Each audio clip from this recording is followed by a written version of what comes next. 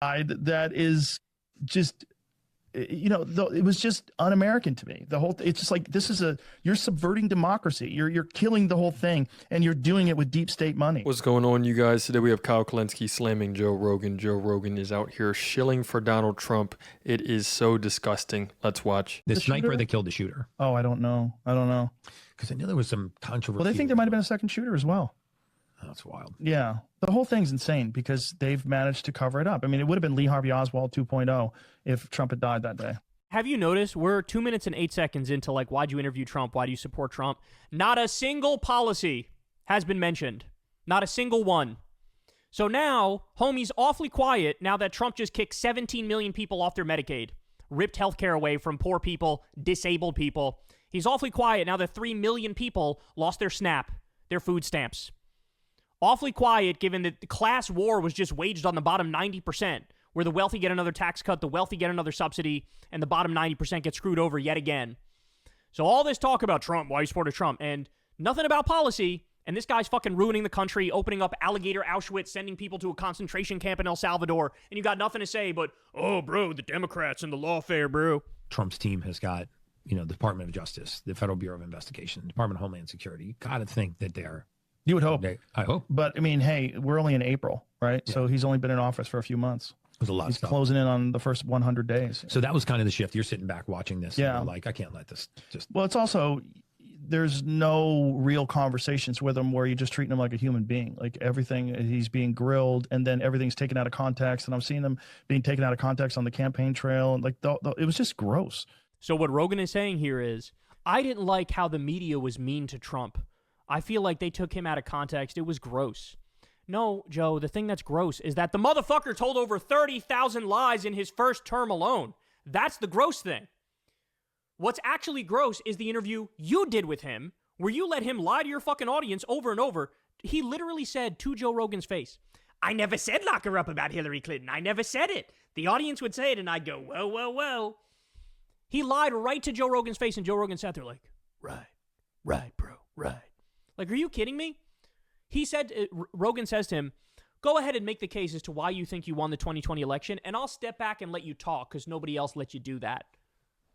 Are you out of... Right, and right here you have Kyle Kulinski, who's just like so sick of Joe Rogan. Kyle Kulinski used to be on Joe Rogan's show a few times. I believe that he was a guest on Joe Rogan maybe about 4 different times. And yet you can see how difficult, how far Joe Rogan has pushed Kyle Kulinski to the point of it's almost been no return. He's really done his toll on everyone. I know that a lot of people that have been Joe Rogan fans are just completely disgusted with who this guy has become. Out of your fucking mind? So what you're doing is you are saying, I will now proceed to not fact check your lies, and that makes me more virtuous than the mainstream media. No, that makes you less virtuous. I'll take any mainstream media asshole over Rogan any fucking day of the week when he let Trump lie to his audience face over and over, which is the same thing he did. Elon Musk lied to his audience over and over. Mark Andreessen lied to his audience over and over. Peter Thiel did the same thing. Mark Zuckerberg did. He has on a billionaire and coddles his nuts seemingly every fucking month and lets them lie about, oh, the Consumer Financial Protection Bureau is debanking conservatives, bro. That's a lie. They protect people from being debanked, and they're the anti-scam police, but you let billionaires do class war propaganda and lie to your audience and dupe your audience. You're the fucking problem here, Joe. Oh, my God. So anti-American. Like, if you're an American and you believe in our justice system, and if you believe in our system of electing representatives, it should be the best people should have this opportunity to express what their plan is. This is what I want to do. This is where I stand on the issues. This is how I think I can pull it off. Mm-hmm. And then the American people are supposed to look at this person saying it and that person saying it and decide. But that's not what we were getting. We were getting one side that was radically being supported by almost all of mainstream media except Fox News. Are you fucking kidding me? CNN and MSNBC are both sides factories all day long, and Fox News and One American News and Newsmax are cheerleading with their fucking pom-poms for Donald Trump. Spare me this bullshit about how, oh my God, they're all so in the tank for Democrats. and then the other side that is just, it was just un-American to me. It's just like, you're subverting democracy. You're killing the whole thing, and you're doing it with deep state money. The guy who supported Donald Trump says, you guys are subverting democracy. No, the guy you supported tried to overturn the last election. It's amazing to me. Joe Rogan's using his words very carefully. He's saying things like, oh, this is un-American. If you pay attention to what Donald Trump is doing for 1 second, you can see how much Donald Trump does not give two craps about what's going on in America right now, as far as letting Elon Musk completely dismantle the government, letting him, they're cannibalizing what was once America, the different systems in place that were really keeping it all afloat, now is being eaten from the inside out. You have Donald Trump, who he's damn near taking away free speech. He talked about somebody who was speaking up against him, that he was going to get them deported or just get their citizenship revoked, even though they are born and raised an American citizen. The furthest thing from what America really is. But of course, whenever you use words like that, it's very, very easy to mislead and to psyop everyone else. I don't know what happened to this man's brain. This man's brain is fucking oatmeal now, bro. It is rotten oatmeal. Like, that is incredible. That's incredible.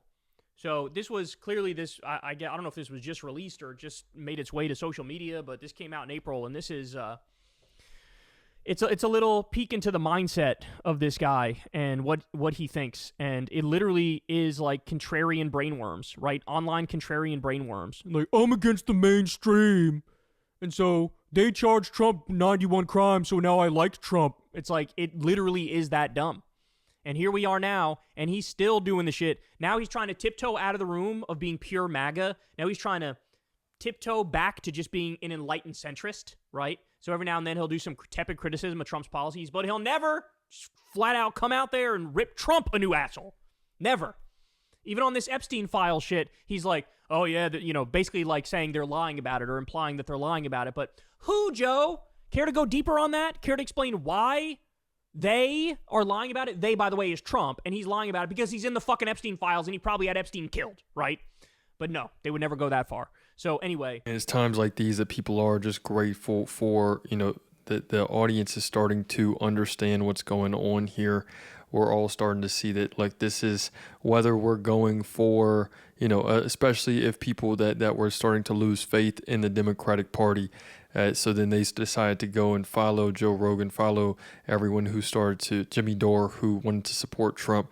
Now we can see that, it's both sides. It really is. We need a new version, a new candidate for the Democratic Party that actually cares for the people.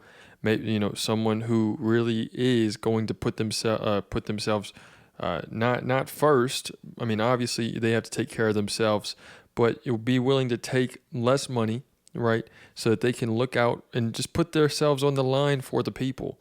Like, put themselves first, but also put themselves on the line for your fellow Americans, for the people that are putting you in this position in the first place. Everyone now is just wanting to cash out and get a check as soon as they can. Let me know what you guys think in the comments. It's another day in the progressive way.